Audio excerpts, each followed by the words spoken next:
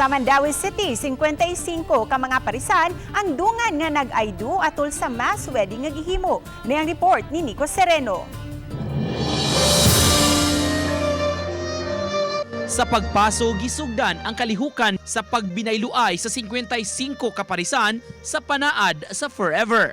Na-transform sa bongga og eleganteng setup ug dayan-dayan ang Mandaue City Sports Complex nga nahimong saksi sa ilang pagminahalay.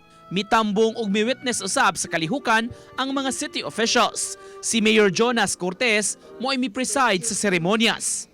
Mipahinumdum siya sa managtiayon sa mga buluhaton aron mapabilin nga lig-on ang kaminyuon ug ang tibuok pamilya. Kining parisan nga taga Barangay Tipolo moabot sa 20 ka tuig na nga nag-ipon maong nahinangop nga nakasal na gyud wa pa gyud sila makagasto. Puro magsauna plano, ya puro palpak baka nang usay busy sa trabaho. Budget sa Di sab mahulagway ang kalipay sa magtiayon nga pulos naa sa serbisyo nga nasilyuhan na ang ilang panag-ipon.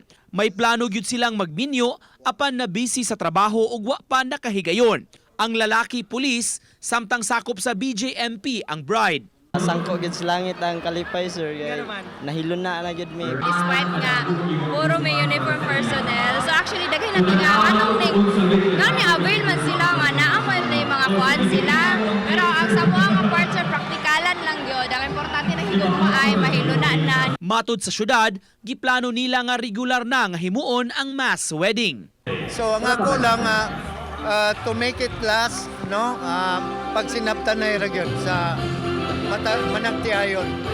Uban ni Rod Prado, Nico Sereno, Balitang Bisdak.